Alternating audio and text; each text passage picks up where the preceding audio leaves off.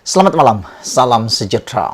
Baru-baru ini ada satu isu yang tular yang menjadi sangat panas di Malaysia apabila ada satu andaian mengatakan Malaysia bakal bankrupt seperti Sri Lanka. Kebankruptan Sri Lanka seringkali dikaitkan ada persamaan dengan Malaysia. Bermula daripada caranya. Menurut beberapa orang pemerhati politik, penganalisis politik, ataupun orang-orang yang sering kali mengambil berat dengan apa yang berlaku di Sri Lanka, termasuklah pemimpin-pemimpin daripada DAP seperti Lim Kit Siang, beliau seringkali memberikan satu gambaran bahawa Malaysia dan Sri Lanka mempunyai persamaan. Kolapsnya ekonomi Sri Lanka mempunyai persamaan jalan cerita step by stepnya sama dengan Malaysia. Namun apa jawapan Najib? Malaysia akan bankrupt seperti Sri Lanka? Ini jawapan Najib yang paling kita kata hot, paling mengejutkan, paling mendebarkan, dan semua orang nak tahu. Apa yang dijawab Najib? Ini jawapan Najib.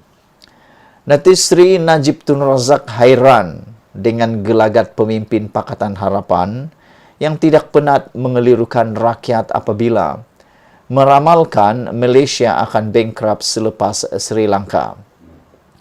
Dalam hantaran terbaru di laman Facebook Najib, Najib menyenaraikan perbezaan Malaysia dan Sri Lanka dari pelbagai sudut sebagai bukti keadaan di kedua-dua negara adalah berbeza, bukan seperti yang dimomokkan pemimpin PH. Katanya, masalah Sri Lanka ialah kekurangan rizab mata wang asing forex untuk membeli barang import dan membayar hutang mata wang asing. Beliau berkata, rizab mata wang asing Sri Lanka juga semakin berkurang sebab negara itu telah bertahun-tahun mencatatkan defisit perdagangan antarabangsa, yaitu nilai import lebih tinggi berbanding nilai ekspor. Negara Sri Lanka yang merupakan net importer bahan api sedang menghadapi masalah besar mengimport bahan api untuk petrol dan untuk menjana kuasa elektrik setelah harga minyak dan gas dunia telah melambung tinggi, kata Najib lagi. Menurut Najib, keadaan di Sri Lanka sana adalah jauh berbeza dengan Malaysia, di mana hutang Sri Lanka dalam mata wang asing sebanyak $51 bilion dengan rizab asing cuma $2.4 bilion. Sedangkan katanya hutang Malaysia dalam mata wang asing sebanyak $6 billion, tetapi rizab asing kita adalah $116 billion, kata Najib lagi. Sri Lanka juga menurut Najib yang juga bekas Menteri Keuangan telah mencatat defisit perdagangan antarabangsa tiap-tiap tahun sejak lebih 10 tahun lalu. Malaysia pula telah mencatat kelebihan surplus bagi perdagangan antarabangsa dengan konsisten sejak lebih 25 tahun dahulu, kata Najib lagi. Najib turut menarik perhatian bahawa Sri Lanka adalah negara pengimport bahan api dan harga dunia yang tinggi merupakan beban besar padanya. Malaysia pula menurut Najib adalah negara pengekspor bahan api dan harga minyak dan gas dunia yang tinggi merupakan manfaat besar bagi negara. Jadi, bagaimana pula Malaysia akan bankrupt seperti Sri Lanka? Soal Najib lagi. Tetapi geng PH tidak kisah, tetapi akan menggunakan kesempatan ini untuk menipu, menakutkan dan menghasut rakyat, kata Najib lagi. Beliau turut merujuk laporan media tentang perkembangan terkini di Sri Lanka, di mana ketika ini rakyat negara itu perlu beratur hampir seminggu untuk membeli petrol. Ramai orang menggelar Najib pada hari ini Perdana Menteri Facebook. Mengapa ramai orang menggelar Najib sebagai Perdana Menteri Facebook? Kerana idea-idea Najib di Facebook lebih hebat daripada idenya semasa menjadi Perdana Menteri. Banyak idea yang dia lontarkan dalam Facebook tak pernah dia buat waktu dia Perdana Menteri. Bukan semualah, tapi banyak. Itu sebab ramai orang bertanya dan hairan. Kenapa selepas Najib sudah bukan jadi Perdana Menteri, barulah hal-hal yang luar biasa, yang hebat, kelihatan gah ini, tiba-tiba boleh difikirkan pula oleh Najib.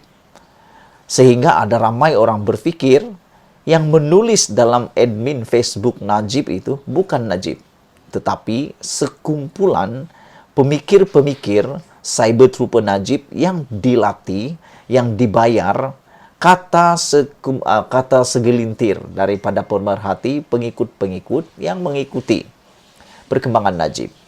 Aku pun tak pasti benar atau tidak. Aku tak pasti. Tapi itulah kata orang. Kenapa Najib hebat di Facebook? Dan banyak idea-idenya banyak di Facebook. Tapi waktu dia jadi Perdana Menteri, tak pula kelihatan kata mereka. Dan aku ikuti apa yang berlaku dengan Najib dalam Facebooknya. Waktu Najib jadi Perdana Menteri, Facebook Najib taklah sehebat sekarang. Mungkin adminnya sudah berubah. Penulis hebatnya sudah baru. Mungkin. Apabila merujuk perkara ini, Najib mengatakan PH menipu, menakutkan dan menghasut rakyat. Apa yang selalu Rafizi Ramli katakan, beliau mengatakan bahawa banyak perkara yang sebenarnya Najib sedang kelirukan rakyat juga. Jadi sekarang ini nak percaya siapa? Nak percaya Najib atau nak percaya apa yang Rafizi Ramli katakan? Aku tak pastilah siapa yang menipu sebenarnya, siapa yang ditipu sebenarnya.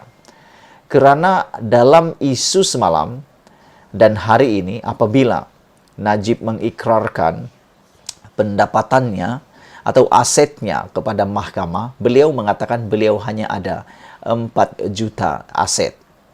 Tapi ada komen di dalam channel saya, dalam konten itu, mereka kata, sejak Najib menipu tentang isu 1MDB, mereka tidak mau percaya Najib lagi.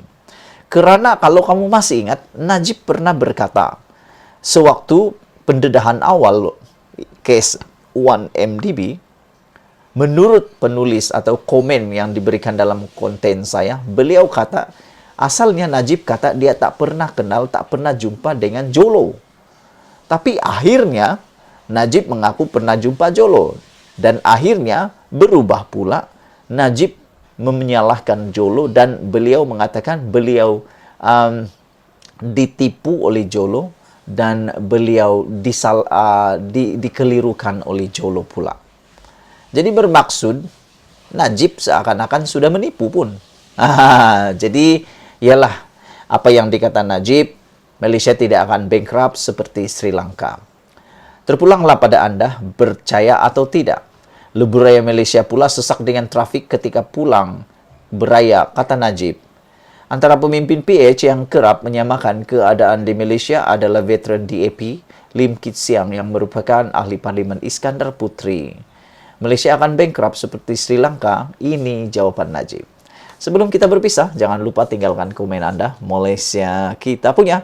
Kita jaga sama-sama cintai Malaysia. Kita jumpa lagi. Bye-bye.